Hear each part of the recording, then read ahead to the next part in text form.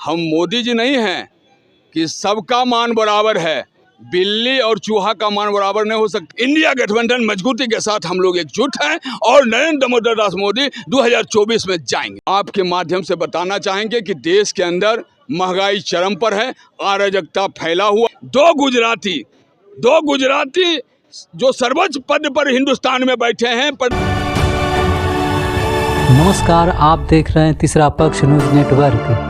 दोस्तों, एक समय था जब बिहार कम्युनिस्ट पार्टी के बगैर सरकार नहीं बनती थी, लेकिन 1990 के बाद बिहार में कम्युनिस्ट पार्टियां लगातार कमज़ोर होती गई। अब जबकि 2024 में लोकसभा का चुनाव होने वाला है, तब बिहार में भारतीय कम्युनिस्ट पार्टी अपनी खोई हुई राजनीतिक ज़मीन की तलाश में फिर सक्रिय दिखाई दे रही है। आज की सीपीआई की इस रैली को इसी दिशा में देखा जा रहा है। इस रैली में बिहार के अलावे अन्य राज्यों से भी कई नेता पहुंचे थे।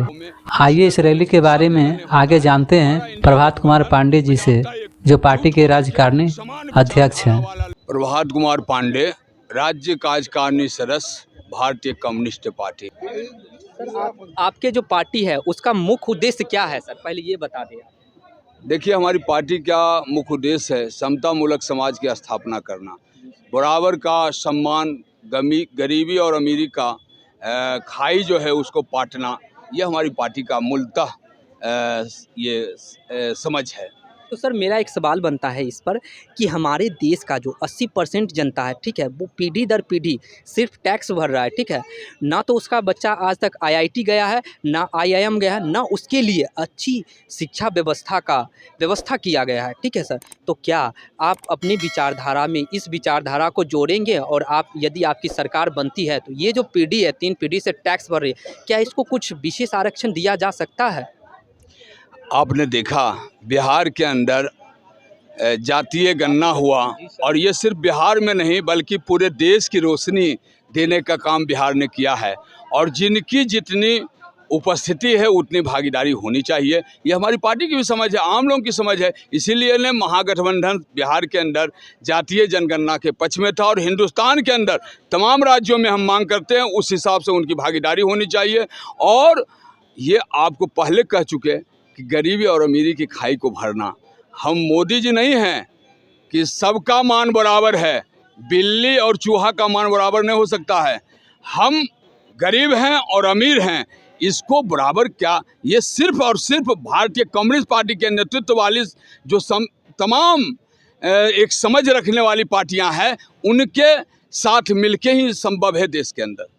सर, मेरा प्रश्न ये है कि जब सीपीआई पहले पार्टी बनी थी तो उसका एक स्ट्रॉन्ग पकड़ रहा करता था समाज में, लेकिन वो आज पीछे जा रहा है, ठीक है। विभिन्न मुद्दों पे वो पीछे जा रहा है, उसका क्या रीज़न हो सकता है?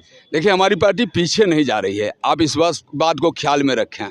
तो क्या सर, हमारी पार्टी गौर से सुने आप, हमारी पार्टी एक आंदोलन और संघर्ष की पार्टी रही है। हिंदुस्तान के अंदर देश की आज़ादी में हमारे लोग शहादत दिए हैं। यह गर्व सिर्फ कम्युनिस्ट पार्टी और भारतीय कम्युनिस्ट पार्टी और कांग्रेस लोगों के है।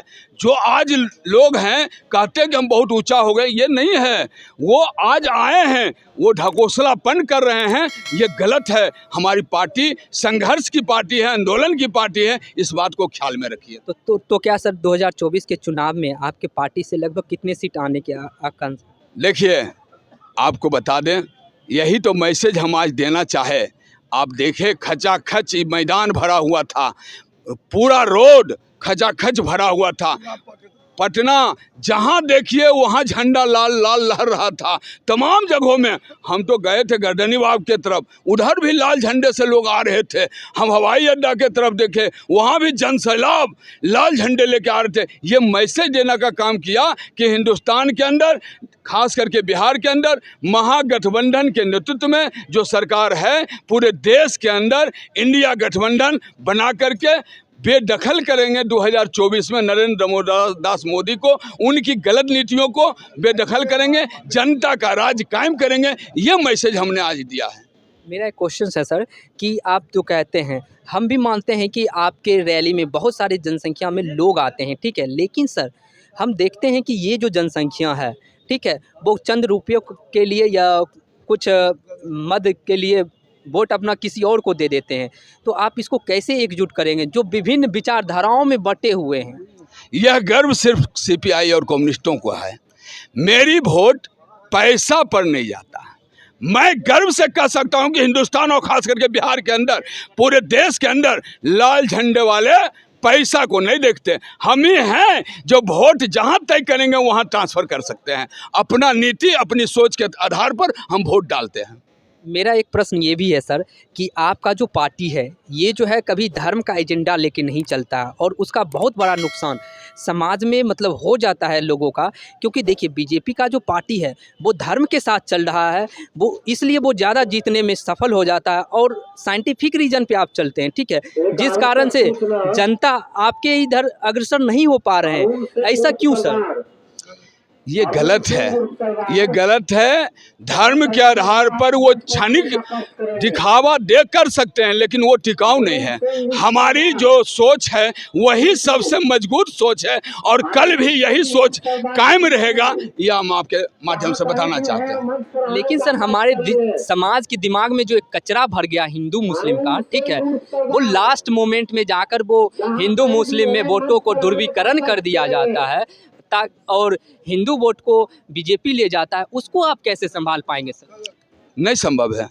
आप जान लीजिए वो क्षणिक झूठ बोल के, धोखा डाल के, बरगला करके कुछ प्रयास जरूर करते हैं लेकिन वो संभव नहीं है। इस बार तय हो गया, सरकार जाएगी तो जाएगी। 2024 में जनता का राज्य होगा इंडिया गठबंधन के नेतृत्व में। सर 2024 में कम्युनिस्टवादियों का क्या भूमिका रहेगी सर?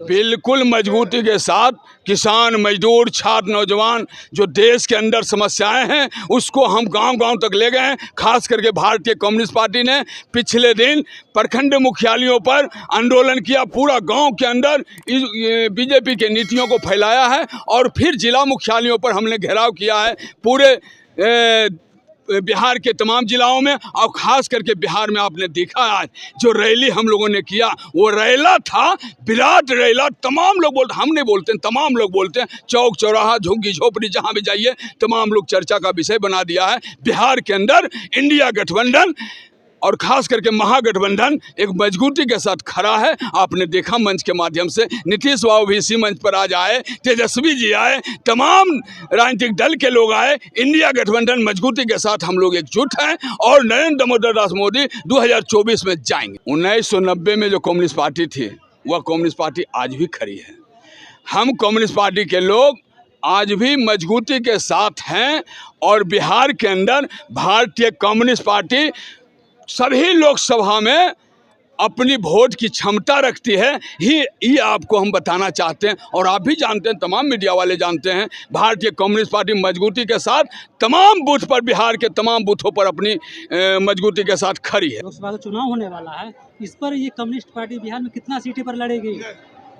एक बात आप बता देते हैं, चुनाव कितना पर लड़ेगी ये फाइनल नहीं है अभी, इस पर कोई बात बोलना उचित नहीं है। लेकिन भारतीय कम्युनिस्ट पार्टी तार बिहार के अंदर जन गोलबंदी करके 7 आंदोलन संघर्ष में हैं और इंडिया के साथ हैं। हम लोग तमाम इंडिया के नेतृत्व में चुनाव लड़ेंगे जिसमें भारतीय कम्युनिस्ट पार्टी भी है, माले भी है, सीपीएम भी है, कांग्रेस भी है, जदयू भी है, राजद भी है। हम आपके माध्यम से बताना चाहते हैं। इस चैनल के माध्यम से आप अपने जनता के बीच में क्या संदेश देना चाहेंगे? इस चैनल के माध्यम से हम संदेश देना चाहेंगे, भारतीय कम्युनिस्ट पार्टी ने आज जो विराट रैली किया है पटना के अंदर पूरे बिहार के जनता को जुटा करके, ये आपके माध्यम से बताना चाहेंगे कि देश के अंदर महंगाई चरम पर है, अराजकता फैला हुआ है और पूरे देश के अंदर भाईचारा समाप्त की तरफ है।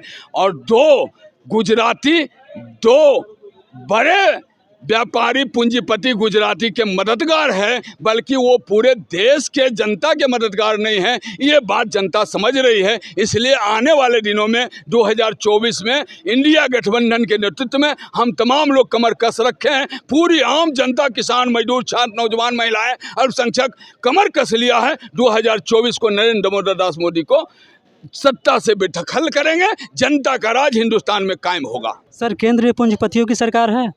बेशक, ये पूंजीपतियों क्या, थोड़े सी पूंजीपति, ये तो आम लोग बोलता है और इजारेदारों की है, बल्कि बड़े पूंजीपति। अब पूंजीपति मतलब क्या, जो छोटा दुकान दिलाते हैं वो थोड़े पूंजीपति होते हैं।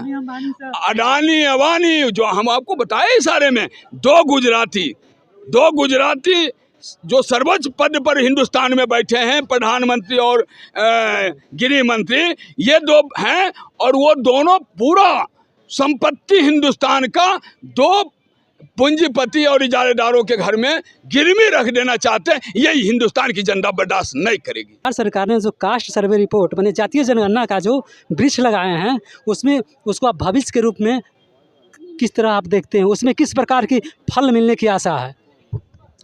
देखिए, बिहार सरकार और इंडिया गठबंधन और ख़ास करके महागठबंधन बिहार का जो रोशनी दिया है जातीय जनगणना करके, ये बहुत ही सराहनीय कदम है, बहुत ही अच्छा है। और ये रोशनी पूरे हिंदुस्तान के अंदर फैल चुका है, इसको अब कोई दबा नहीं सकता है। इंडिया के अंदर तमाम राज्यों में जातीय जनगणना करना होगा और उनको अपना हक देना पड़ेगा, ये तय है। जितनी आबादी है उस हिसाब से उनको उतना हक मिलेगा। गरीब, मजदूर, छात्र, नौजवानों का राज्य कायम होगा, उनको अपनापन महसूस होगा। ये आपके सामने बताना चाहते हैं, इससे ये फल मिलेगा।